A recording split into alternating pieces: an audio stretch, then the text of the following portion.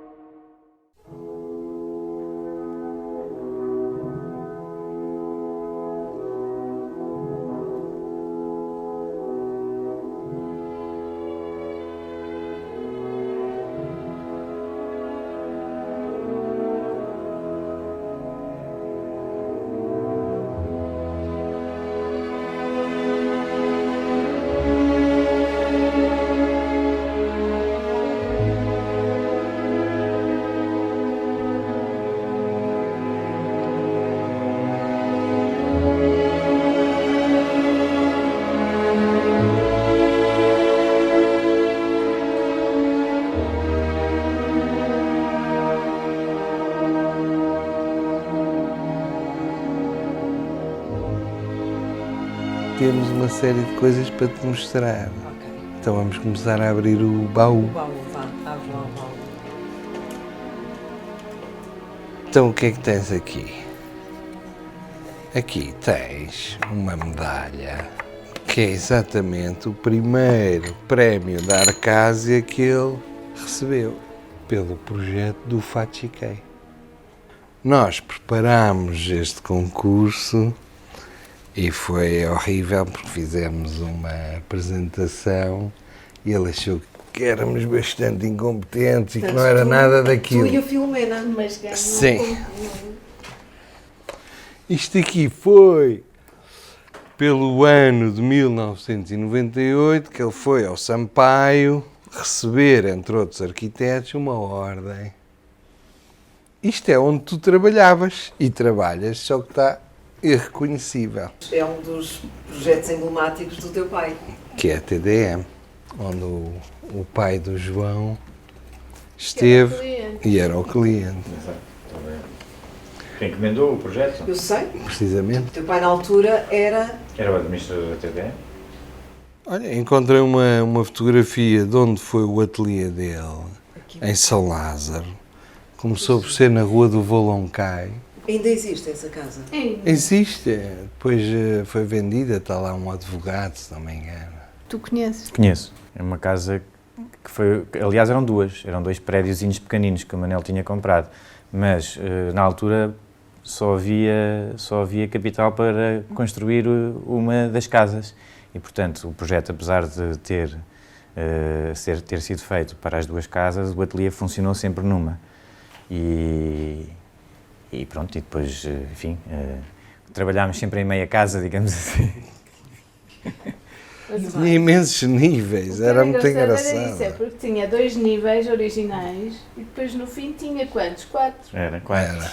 Olha, apareceram mais coisas da tua televisão, que era um projeto que ele gostava muito. Porquê que o teu pai gostava tanto do projeto da televisão? Porque era assim uma espécie de um projeto de ficção científica, já uma arquitetura futurista. Eu sempre que vejo fotografias da TDM parece-me o futuro de um filme dos anos 80. E era uma espécie de... também, há aqui outra coisa, que é o fazer uma arquitetura high-tech com os meios muito pobres, ou pelo menos parecia high-tech, não é? Sim. Com meios muito pobres, que era o vidro, o espelho, as calhas metálicas, o chão pintado, portanto eram materiais bastante comuns, mas tentar fazer disso... Dava um aspecto nobre. Exatamente. Aparece aqui um que tu já não reconheces isto, mas é a Casa das Ondas, em Choquevan, quando foi construído. Isto era um concurso muito engraçado, que nós concorremos no ateliê, mas que acabámos por não ganhar, que era o Banco Nacional de Tramarino, o BNU, era a nossa proposta. Que acabou por ser... A do Bruno Soares. O Bruno Soares foi para a frente. E agora vou tirando coisas do baú. E este baú veio de onde, Lourenço? Este veio de Portugal Quando o meu pai faleceu em 2013, nós tivemos que pegar nas coisas dele. Enfim, ele vivia num prédio até que era da minha avó materna, mas pá, tivemos que libertar a casa e eu agarrei numa série de coisas, pus nos baús e mandei para Macau.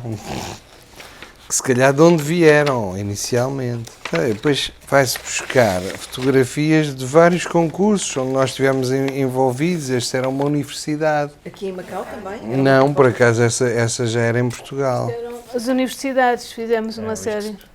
Filomena, como é que era trabalhar com o Manuel Vicente? Era muito difícil.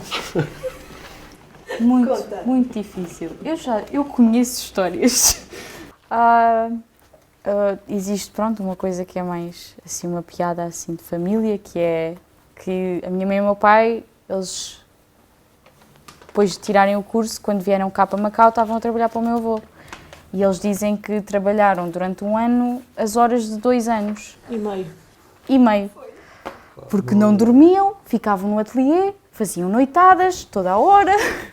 Nós estávamos sempre a descobrir, e a fazer arquitetura é descobrir.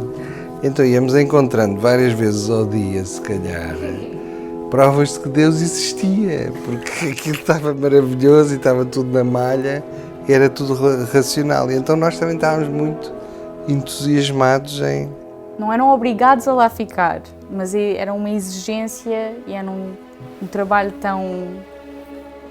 Pronto, Absorvente, não é? Exato, e então existe essas histórias de... E depois no futuro, mais quando já estávamos todos em Portugal, eles também trabalhavam e faziam coisas muito engraçadas, mas de facto não era fácil. Cada vez que o Lourenço trabalhava com o meu sogro em Lisboa, eu pedia o divórcio. Era o Lourenço. Era! Pois há aqui coisas giras, por exemplo, há aqui um dossiê que se chama Contas. Ele tinha uma dificuldade enorme com as finanças, com as contas, com esse tipo de coisas.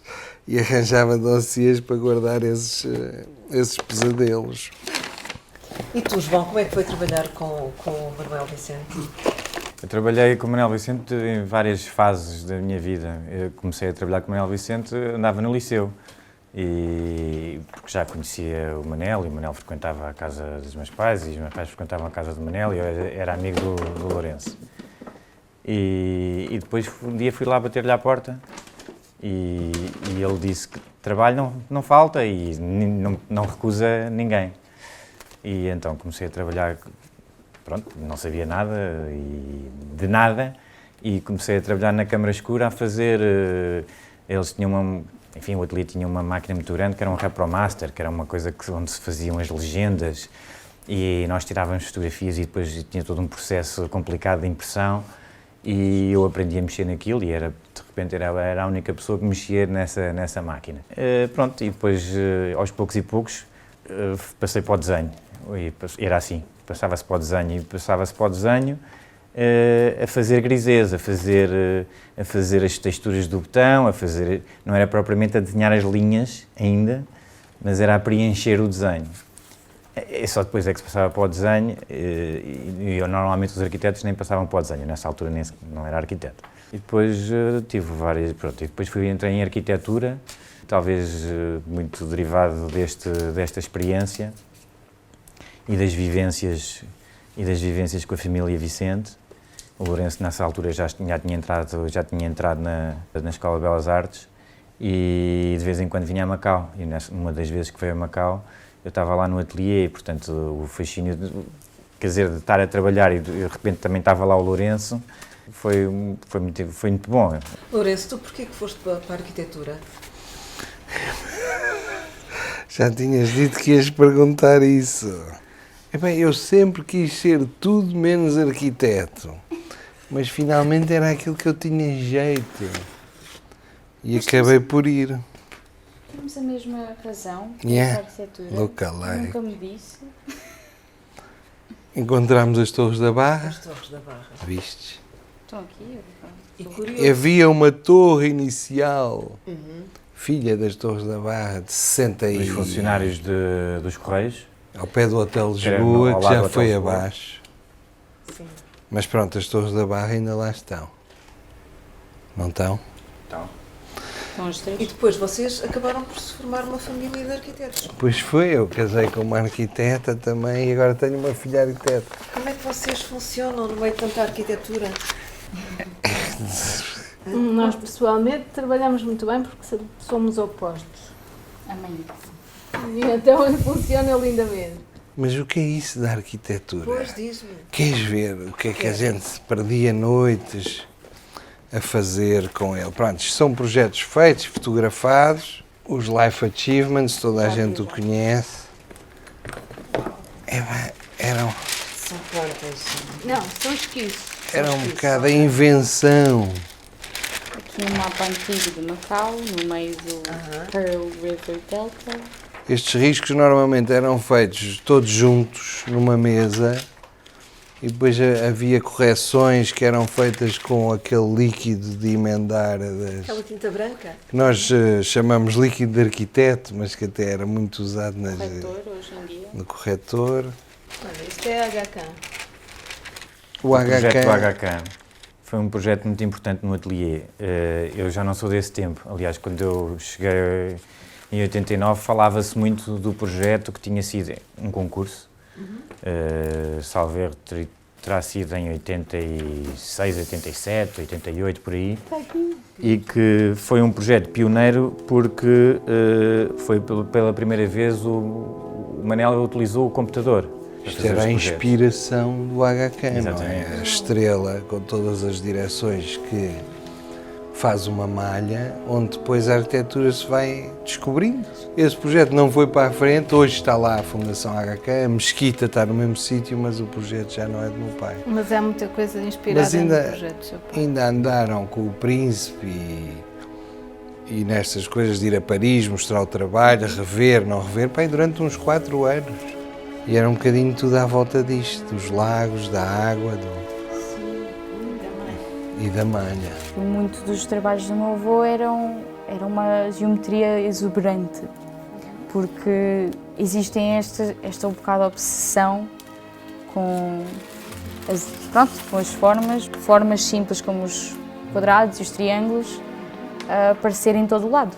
Pronto, e as plantas eram assim, tá a ver? Tu ias descobrindo as coisas na direção em que elas tinham que ser. E apareciam escadas e sítios, e isto era a mesquita. Para mim, definição da arquitetura do meu sogro é descobrir a geometria. Estou a ensinar. E para ti, Sara? Pronto, geometria exuberante. Para mim, eu estive a ler uma coisa dele ainda agora, e acho que é preencher o espaço, é descobri-lo. Olha, isto era um alçado, Do HK. E a terra é feita da malha. tinha uma zona de habitação, tinha a mesquita lá ao fundo, depois as salas de estar das habitações encontravam sempre uma destas estrelas da malha. Era muito engraçado. Engraçado. Muito exaustivo, e depois passávamos horas e horas e horas. Um desenho, ninguém percebe, mas tem milhões de linhas e todas têm de fazer sentido, estás a ver? E houve alguém que lá as pôs e pensou nelas. Olha, todos os projetos em que vocês trabalharam, qual foi aquele que vos ocupou mais tempo, pelo qual tiveram maior paixão ou maior dificuldade? Ou seja, qual foi aquele que vos ficou registado na memória como... A maior angústia por exemplo, foram os bombeiros da Areia Preta. Demorou tanto tempo e tantas horas que tivemos uma multa enorme por entregar aquilo 6 meses atrasado nas obras públicas. Mas porquê? Porque exatamente nós começámos a trabalhar no computador em AutoCAD, na altura AutoCAD 10, e o meu sogro descobriu que o mundo no computador é infinito. Tanto em termos universais como em termos microscópicos ou nanoscópicos. E os bombeiros foram feitos, o Lourenço, grande parte do tempo a trabalhar no computador, o meu sogro ao lado, e eles trabalhavam, era ao milímetro ou era ao quarto milímetro, Lourenço? Era uma escala super real, como se fizéssemos um desenho de pormenor para o projeto todo. Se o projeto fosse feito à escala do detalhe. Estás a ver? Portanto, era no fundo desenhar várias escalas no mesmo desenho do computador. Permitia isso, não é? O computador permitiu isso. Não tens que passar de um desenho para outro desenho físico. Claro. Portanto, Então era um mundo de perdição. Era. Ainda não tínhamos encontrado o Purge, que é um comando bestial que te limpa o desenho, e os desenhos ficavam muito pesados. E às vezes aquilo faz uma coisa que é um regen e fica assim uma coisa, estás a ver? E ele, que é desta? E tomava um comprimidinhozinho para o coração, para não ter um ataque de coração e morrer naquela altura ali, estás a ver? Tal era a frustração. E, Eu acho que foi um grande investimento dele.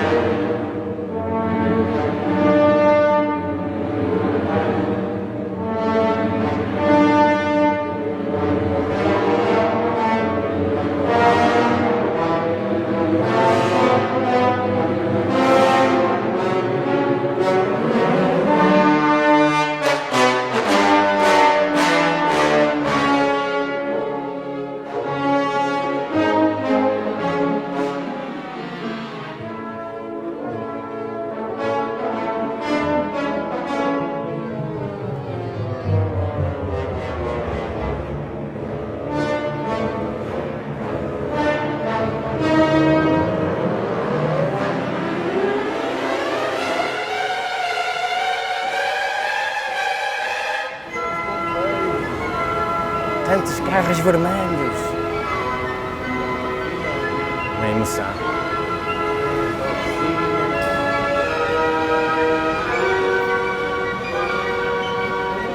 Eu acho que estive cá praticamente até ao final da obra.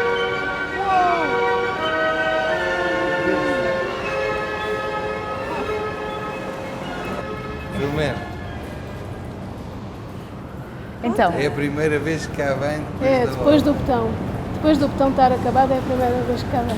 que é a minha primeira vez ever. Estás emocionada, Filomena? Estou, de certa maneira. Mais feliz do que nostalgia. Não, mas principalmente porque acho que aguentou muito bem. Acho que passados 28 anos, E em Macau? e em Macau, tempo. onde nada aguenta, mesmo assim acho que todas as intenções estão cá. O bombeiro há bocado disse que o edifício continua muito funcional. Eu estava a falar com ele. Eles gostam todos muito do edifício, acham que é um edifício muito bom. Um edifício muito bom e que nunca tinha percebido a ideia da cúpula do bombeiro e finalmente percebeu e diz que o edifício é um símbolo para os bombeiros. E achas que o Manuel Vicente ficava contente de ouvir isso? Não sei o que é que achas, acho que sim. Isso é que engraçado, eu agora é que me lembrei. Estas janelas, no fundo, são pirâmides na vertical. Já não me lembrava. E depois elas diminuem de acordo com uma linha, se não me engano, era uma curva de fachada. E faziam lembrar lentes de câmaras. Então, normalmente, os quartéis de bombeiros depois têm as oficinas para eles arranjarem os carros, o que seja. E normalmente fazem sempre umas latadas para fazer uns ensombramentos que são sempre fora do projeto, percebes? E o meu pai aqui tentou controlar o desenho dessas latadas. Portanto, todas estas latas, este teto de latas, foi também desenhado pelo arquiteto, não foi uma coisa que apareceu a posteriori. São estes perfis exatamente aqui que agarram depois O Louvre. o Louvre. E no fundo foi a métrica destas baratas que acabou por fazer o projeto todo. Então estamos nas zonas da oficina e o João vai-nos mostrar um sítio que o meu pai dizia que era a capela. Era. É ali mais à frente.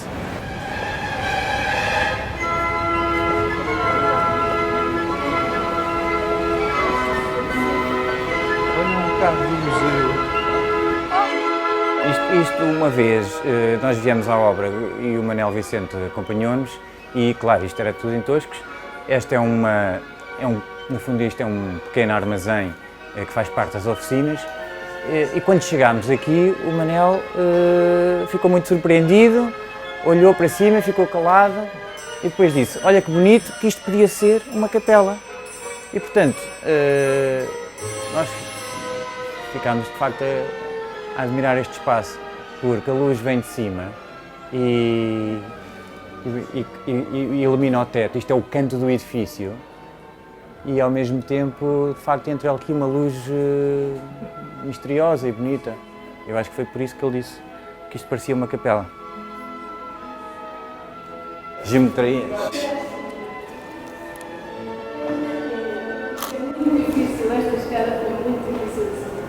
Estas escadas não podiam ter os degraus radiais, porque entretanto saiu a lei dos bombeiros, então os lances tinham que ser exato, retos. Daí os desencontros depois no teto, nos lados.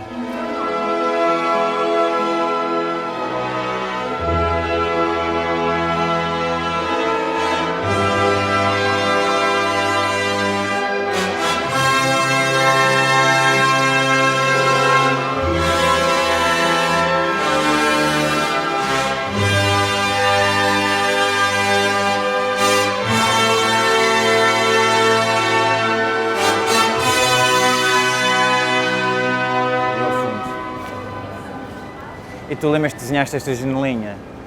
Desenhaste esta janelinha.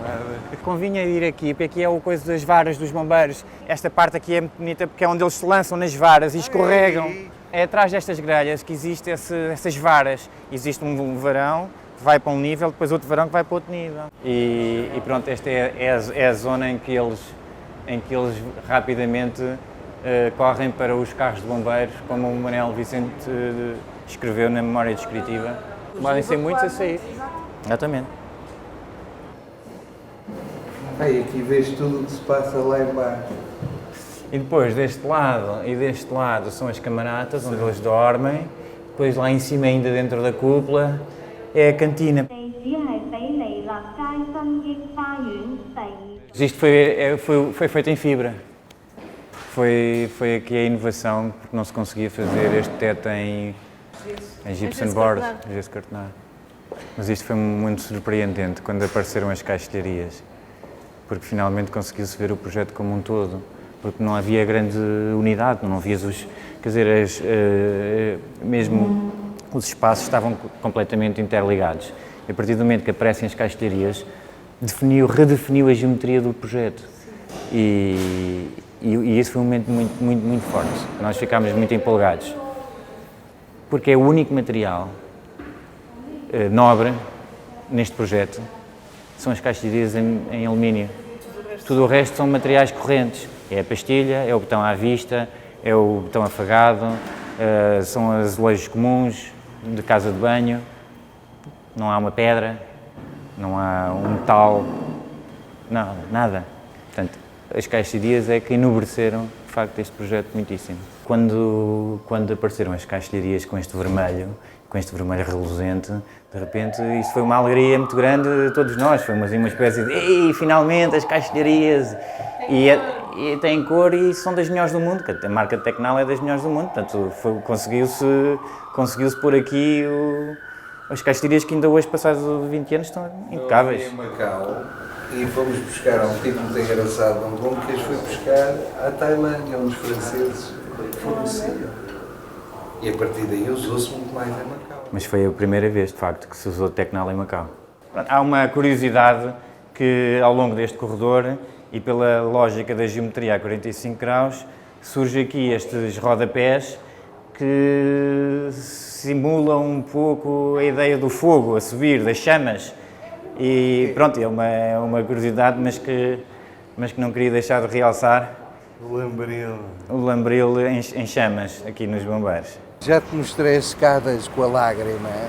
Depois essa escada foi um bocadinho reciclada e foi usada na zona E do plano da Praia Grande. Ou seja, é uma reciclagem de design quando as coisas estavam assim. saem bem. É uma reinterpretação destas escadas, Ok, porque em vez de ser lágrima passou a ser um triângulo no interior das escadas. que engraçado. E Mas até é, Que é uma referência ao arquiteto Kahn, Louis Kahn. Onde ele tirou o mestrado na América foi com o Louis Kahn. E ele faz muito essas escadas com o triângulo no meio. Tu já não vinhas aqui há quanto tempo, Lourenço? Pá, cá dentro também se cá desde a obra. Quando vim para Macau, trabalhei sobretudo neste projeto. Primeiro com o Lourenço e depois sem o Lourenço.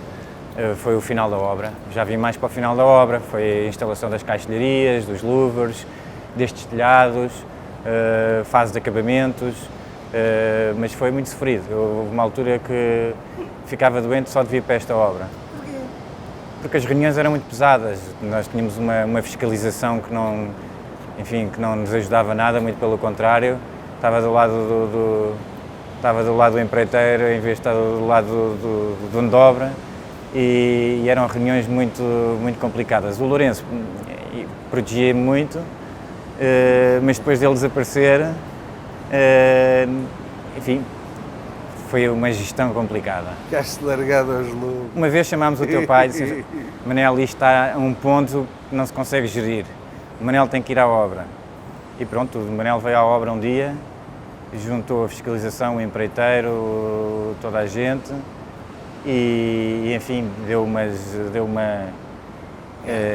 lição e um chá a todos, de forma que depois toda a gente tem sentido durante uns tempos. Mas pronto, passados uns tempos lá voltou tudo ao mesmo. Mas como já estávamos no final da obra, também já não fazia muita importância e pronto. E o que se nota de facto é o gesto, é a obra do Manel e tudo aquilo que é o desenho e isso é o que prevaleceu perante uma obra muito atribulada e portanto eu estou contente por estar aqui hoje, depois de 20 e tal anos, porque realmente está cá tudo aquilo que o Manel desenhou e o que o Lourenço desenhou também e toda a gente no fundo participa no projeto. E tu e a Filomena.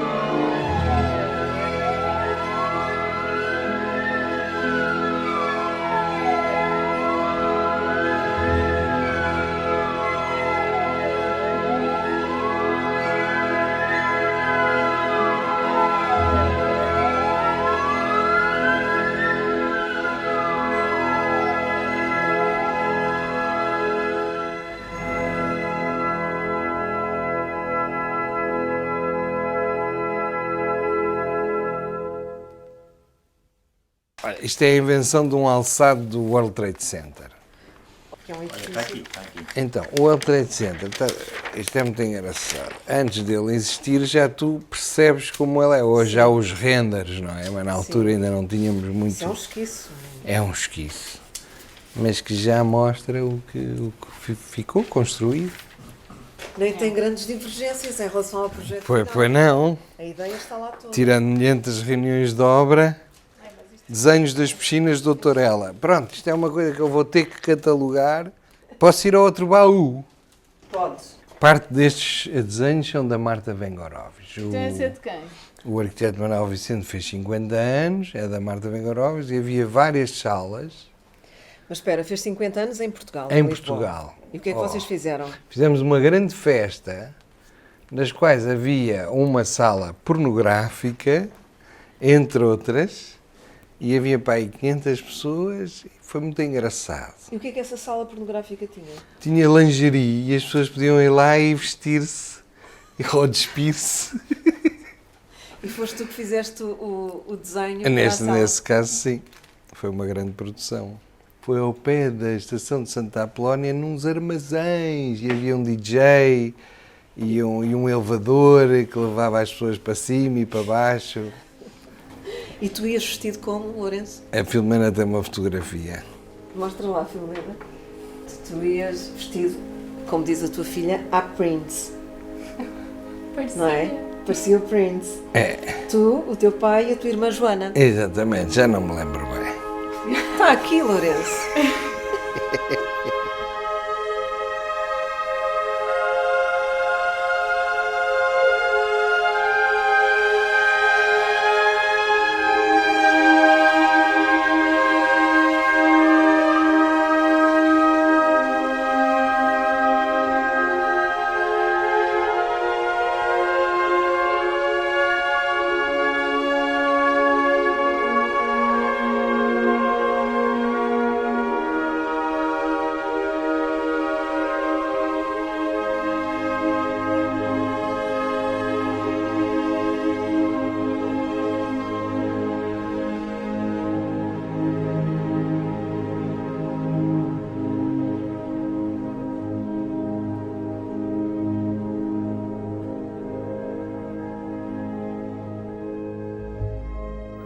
Estive 4 anos em Macau, de 62 até 66, e depois voltei 10 anos depois. Nasceu em Macau uma filha e um filho. Enfim, o meu filho ia nascendo também praticamente cá, foi nascer em Lisboa. É até uma das razões porque eu na altura me fui embora.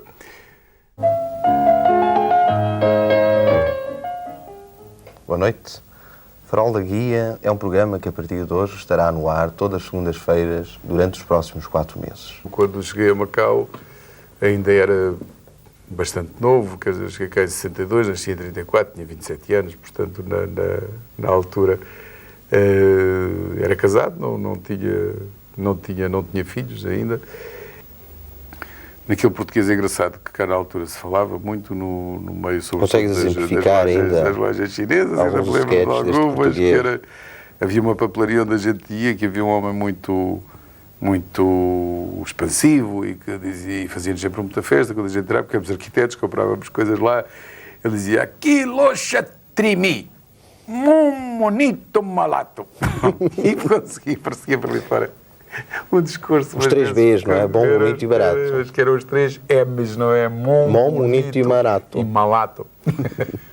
Eu, quando saí de Macau, tinha deixado 9 ou 10 coisas construídas, o que para um tipo de 30 e poucos anos, mesmo hoje A em obra dia, significativa, uma em qualquer obra parte do mundo, significativa. diga-se de passagem.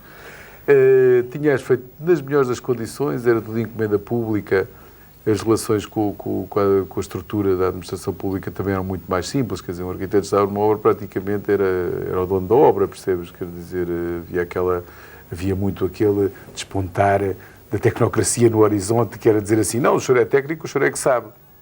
O governador era militar, portanto havia aquela distância, aquele respeito dos técnicos, dos militares, portanto, dos técnicos. Não, nós não temos esse campo. Então o senhor é arquiteto, o senhor é que sabe, o senhor faz. Bom, isso levou a que eu tivesse dentro das obras realmente uma liberdade muito grande. Não havia constrangimentos de qualquer espécie, não discutiam as cores, nem os materiais.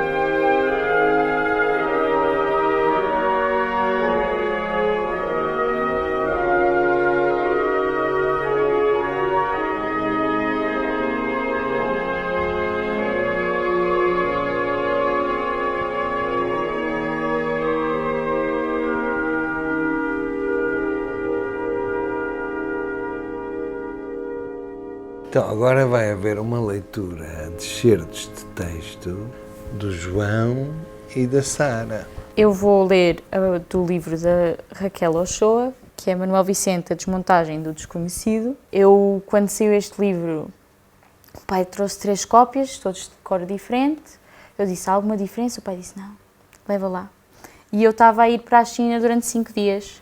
E no comboio, que era 4 horas, eu decidi ler.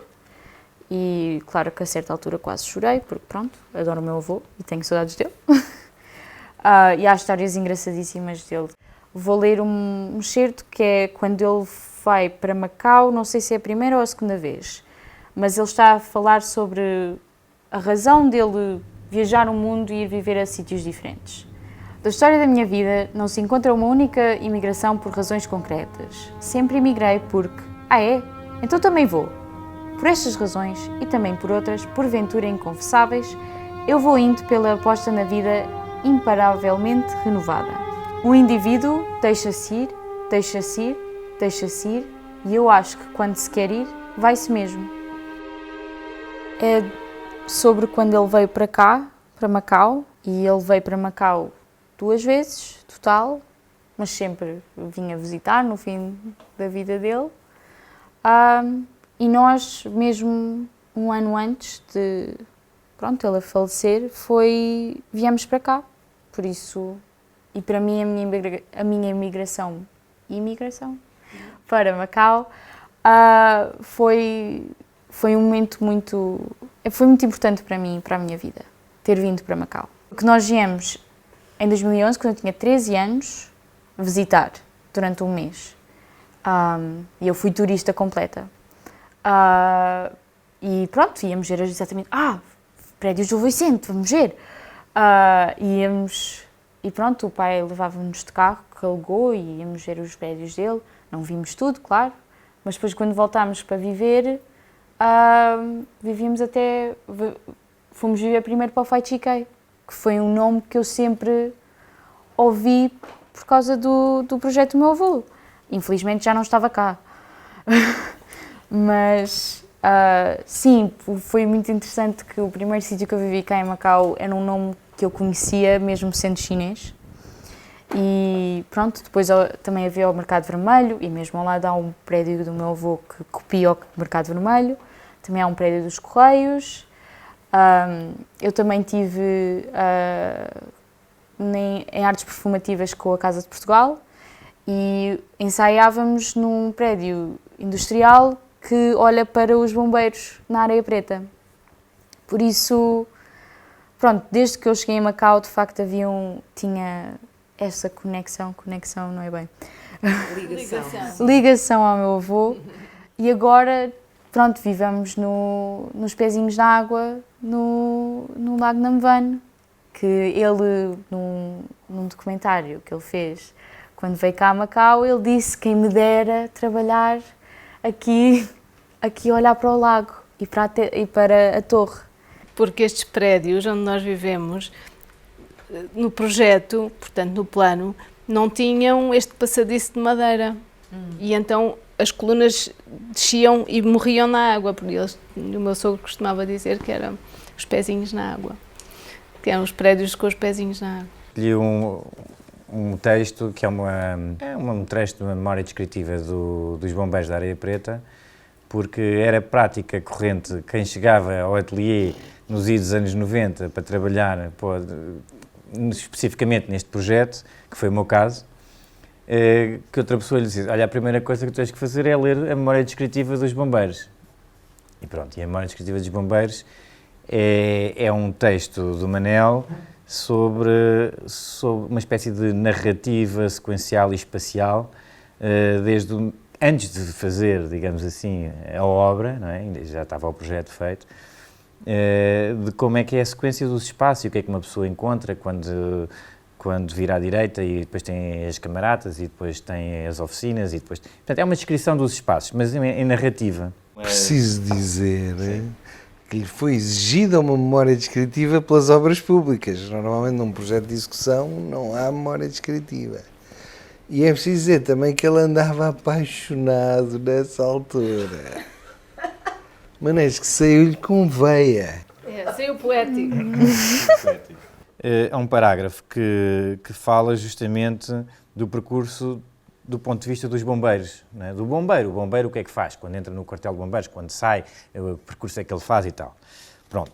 Então, os bombeiros, esses, subirão as escadas. Eles, que à partida se deixaram deslizar, velozes, abraçados a uma fria barra de metal que os trouxe nenhum ápice, que a escada não consente aos seus postos de combate.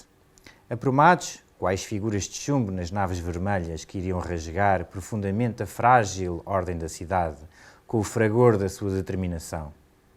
Molhados, exaustos, como depois de fazer amor, sobem então as escadas até ao segundo andar, onde hão de pendurar as roupas molhadas, os capacetes salpicados, para passarem ao chuveiro mirífico que os possa refrescar do fogo, do risco, da exaltação. Muito bom. Esse projeto. Isto é sobre arquitetura. Para o governo! Entregue nas obras públicas. O projeto de execução é... E depois continua, não é? Quer dizer... Não, mas o facto de lhe terem pedido uma memória descritiva e de ele estar tão chateado a ter que fazer, na fase de execução não é preciso uma memória descritiva, é preciso um mapa de trabalhos, um caderno de encargos. Mas depois acabou por escrever um texto que, olha, foi publicado já em 2 livros. E é muito engraçado, mas não tem nada a ver com o que eles estavam à espera, isso de certeza.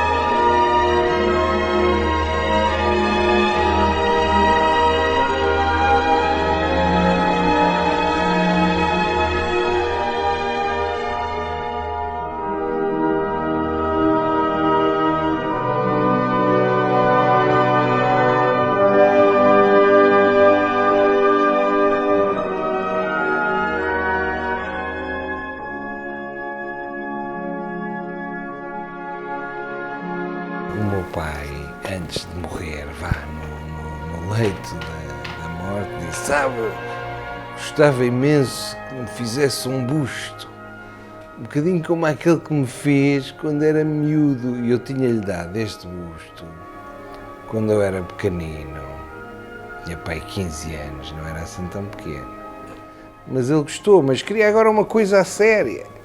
E então eu estou envolvido neste projeto e ainda tenho de fazer o busto do meu pai. Estou à espera da praça, ou da rua, ou da avenida que lhe possam vir a dar em Macau.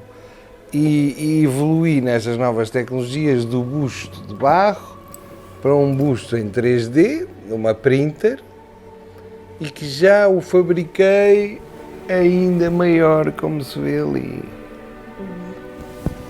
E pronto, é um projeto que tenho em mãos. E gostarias de ver esse busto numa praça? Claro. É o que se anda a pedir, mas não podem ser, enfim, os filhos. Tem que ser uma associação, uma série de pessoas que estejam interessadas em que isso aconteça. Assim como uma rua para o Chico Figueira, enfim, esses processos não sei como é que se desenvolvem, mas terão a correr.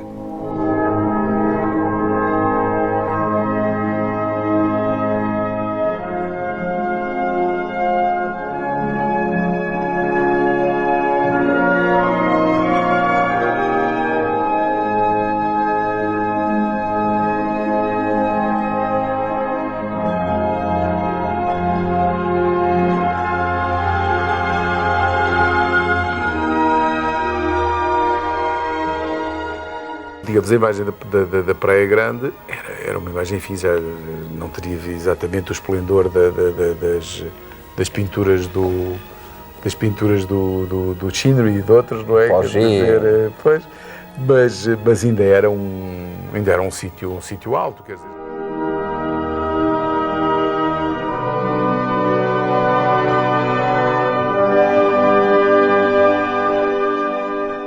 O padre Tolentino, antes de ser agora cardeal e estar no Vaticano, foi a pessoa com quem o meu pai falou antes de morrer. Foi o padre que foi falar com ele. E deu a extrema-unção. Deu-lhe a extrema-unção. E o padre, depois o meu pai faleceu, e o padre veio dar a missa. E nessa missa contou que tinha falado com o meu pai e que nós, que estávamos ali, uma série de arquitetos, sabem que na vossa profissão às vezes vão em piloto automático, têm de fazer estas coisas. Não? Mas o Manel Vicente fez-me pensar, pôs imensas questões e eu fiquei a pensar nelas e isso, pronto, mexeu com ele, com o Padre Tolentino. Então o Padre Tolentino, passado um ano ou um ano e meio, veio a Macau e eu tenho uma série de pessoas a dizerem o Padre Tolentino quer-te falar e quer estar contigo e não sei o quê. E eu lá vou falar com o Padre Tolentino e o senhor disse-me, eu só tenho meia hora, mas eu queria muito que me mostrasse a obra do seu pai em Macau. A agenda dele estava terrível, nós pegámos no Padre Tolentino e eu pensei, meia hora, o que é que eu vou mostrar ao padre para ele perceber a dimensão do trabalho do meu pai nesta terra. E então, não fiz mais nada, fomos no carro, fomos até à Penha, até lá acima, e mostrei-lhe, pronto, olha, foi de facto o desenho urbano dos lagos que o meu pai deixou. E ele ficou bestialmente tocado. Então perceba a dimensão da obra do seu pai em Macau. De facto, vais ver, olhas e é grande o gesto, o traço, a maneira como a cidade ficou depois do fecho da Baía.